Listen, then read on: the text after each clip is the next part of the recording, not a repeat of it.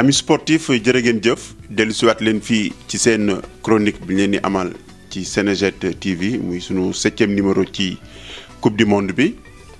tey nag suñu chronique ñu koy jagleel équipe nationale du Sénégal bi football le match de sa vie contre la Colombie muy 3e tour du dernier match du premier groupe bi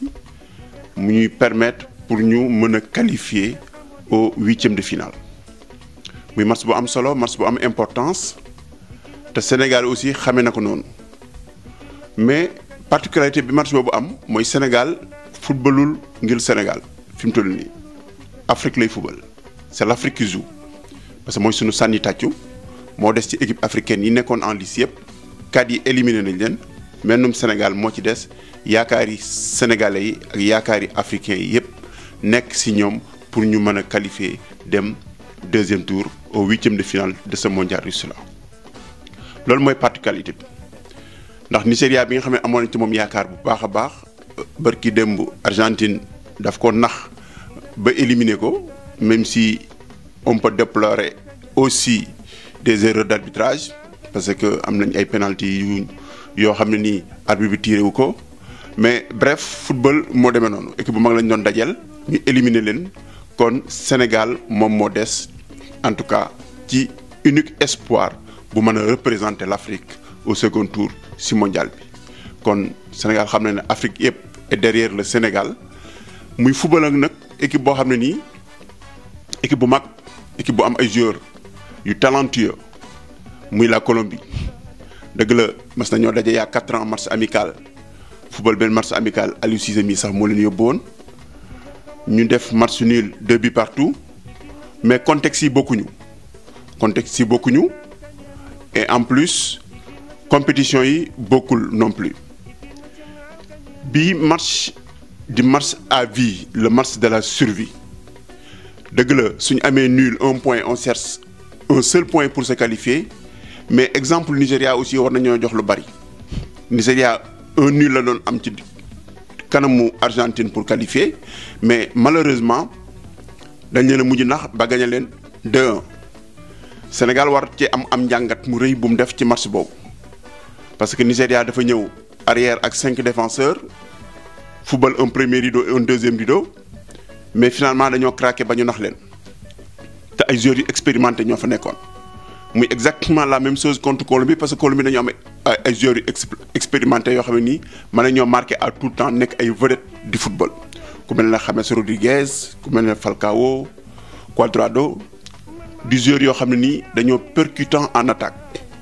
te footballu Colombie xaw naa ndoog tuuti footballu Sénégal muy engagement physique ak rapidité contre-attaque léegi muy ñu soxla lan muy la concentration bien défendre et bien attaquer parce que match la doon match boo xam ni kenn du sa may sa moroom dara dëgg la Colombie moo soxla match bi moom moo war a jouer moom moo soxla victoire il faut que mu gagne pour mën a qualifier ce qui veut dire quoi ce qui veut dire que dès le sifflet de l'arbitre dañu dal ci suñu kaw danañ jouer ak lu ñu mënti am ils vont mettre sur pied un système ultra offensif en tout cas pour venir au bout de l'équipe nationale du Sénégal Aliou Cissé xam na ko noonu wax na ko conférence de presse yi défenseurs yi aussi xam nañ ko Kalidou Koulibaly wax na ko Sadio Mané ñoom ñëpp ils sont conscients de cela kon nag ñuy xaar ci ñoom match bu rëy match bu mag boo xam ne du doon match contre la Pologne du doon match contre le Japon match contre une bonne équipe et belle équipe colombienne lay doon bu am vraiment beaucoup d'arguments à faire valoir ci coupe du monde bi parce que ñoom tam mooy seen survie soit ils gagnent soit ils rentrent ils disparaissent de la compétition kon du jafe muy naka lañ mën a aborder match bi kon ñu ngi koy aborder comme ni ma ko waxal match tactique lay doon dëgg la gaa mais il faut mu am un engagement physique te pour ñu am un engagement physique il faut nga am ay joueurs qui savent défendre et attaquer en même temps et rapide mu mel ne kon tey match bi mën na nekk matchu Diao Baldé Keita il est rapide même si il a des lacunes en défense du doonul attaquant buy défendre mais Diao Baldé Keita rapide na am na force de frappe et en plus il est technique te mën na conserver ballon te loolu dañ koy soxla ci match bi ñuy conserver ballon bi muy doon match boo xam ni aussi le milieu de terrain aussi aura un grand rôle à jouer, un grand rôle. Soit il va mettre 2 tauliers ou même 3 tauliers. Moi je suis même à ce que Idrissa Gana Gueye en tant que régulateur du milieu ñu seconde leen comme ku mel ne Cheikhou Kouyaté ak Cheikh Ndoye des joueurs physiques yoo xam ni vraiment des tauliers, des porteurs d'eau quoi. Donc des gens yoo xam ni mën nañ ci am engagement physique pour mën a permettre sunu attaquants yi ñu mën a conserver le ballon te loolu Sadio Mané moo yore le meilleur profil ak kii di Diao Baldé Keita. dañ soxla aussi peut-être un provocateur comme Ismaïla Sarr ou Mbaye Niang ñoom tam c'est leur match mais il faut que ñu jouer ko aussi ak xel ndax match expérience lay doon match expérience match au niveau la xëy na peut-être suñu demee ba ci biir ci match bi su fekkente ne match bi débridé wul dinañ soxla l'expérience de quelqu'un comme Moussa Sow dinañ soxla aussi en tout cas l'expérience ou bien en tout cas la coup percutant ku mel ne Moussa Konaté pourquoi pas parce que moom mun na yëngal défense bi am na bonne technique de frappe et en plus de déviation muy doon match boo xam ne daal en tout cas du doon match bu yomb surtout sur le plan physique. Et en défense, même sur le cas de l'arrière droit Wagué, moi je préfère quelqu'un comme comment il s'appelle encore, Gassama. Oui, Gassama, il doit être bon parce que Gassama, il est bon en défense. Il est plus bon en défense. Si on a un match défensif, Gassama moo ñuy arrangé. Si on a un match offensif, quelqu'un comme Wagué dina ñu arrangé. Et là,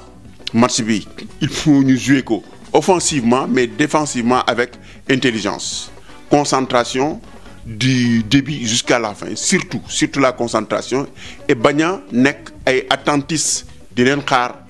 Colombiens yi dañoo gaaw te ils sont tellement techniques te su leen xaaree danañu jël si de toute façon ñoom danañu jël si parce que il leur appartient de faire le jeu surtout défense bi am concentration éviter les fautes surtout à l'entrée de la surface parce qu'ils ont de bons spécialistes de balles arrêtées surtout su loolu góol bi aussi am concentration su fekkee ne Khadim Ndiaye surtout il doit savoir que le haut niveau c'est la concentration du début jusqu'à la fin. Ensuite communiquer avec sa défense, la communication ci biir terrain bi danañu arranger téye bal bi aussi danañu arranger kon mu mel ne Aliou Cissé il faut mu changer benn tactique de jeu benn système tactique pour mën ci génn mu mel ne soit un 4-4-2 ou bien un 4-3-2-1 pourquoi pas avec un seul attaquant esselé en haut ñu jouer par des contres am 2 joueurs de soutien ku mel ne Sadio Mané et Diao Baldé Keita ou Sadio Mané et Ismaïla Sarr. Ensuite ñu am 3 bons milieux récupérateurs ou bien comme ku mel ne que Idrissa Gana Gueye, Cheikhou Kouyaté et Cheikh Ndoye, ils sont bons physiquement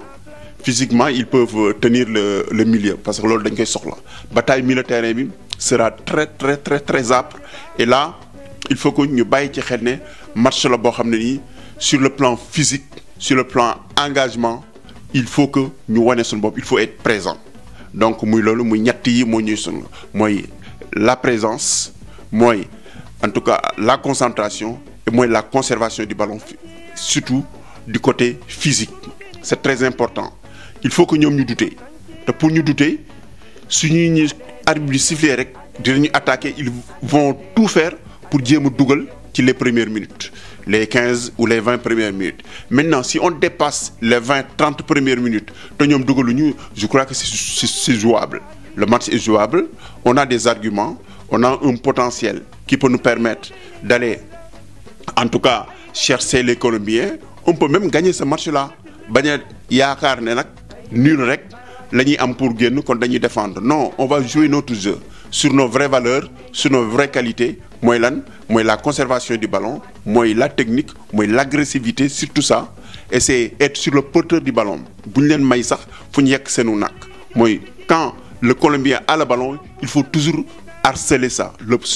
pressing sur le porteur du ballon loolu moo leen gën a duteloo ils vont être fébriles parce que comme ñoom dañu bëgg a dugal su fekkee ne ñun suñu leen harceler rek dañuy fébrile suñ fébrile ils vont faire des erreurs et ñun tam on va les exploiter bu ñu fàtte ne Colombie dafa baax sur tous les niveaux sur ligne am yëpp a baax sur l'axe central le milieu de terrain l'attaque kon il faut ñu jouer match bi ak intelligence xam ne match bii ñu jouer du match Sénégal on représente l'Afrique on représente toute l'Afrique Afrique yëpp ci ñun lañ teg yaakaar ci Sénégal lañ teg seen yaakaar pour qualifier coupe du monde pour qualifier huitième de finale coupe du monde et à partir de huitième de finale tout est possible parce que soo huitième de finale soit le Portugal ou l'Angleterre et après on aura un vainqueur Suède Danemark tout est possible alors là il faut que ñu wane ne le cap du premier tour c'est fondamental il faut qu'on passe ça d'abord il faut qu'on songe ça te loolu bi ñuy commencer ci match tey bi nga xam ne match bu am importance muy contre la Colombie. leen di jaajëfal ci teewlu bi di leen sant di leen gërëm di leen ñaan ngeen di liker sunu vidéo yi di abonner comme ça va nous permettre chaque fois saa yu ñu dugalee vidéo wala benn élément bu bees day ni jot notification bi directement ñu leen di sant ci suivre bi ngeen ñuy suivre di leen jaajëfal wasalaam bonne chance allez Sénégal.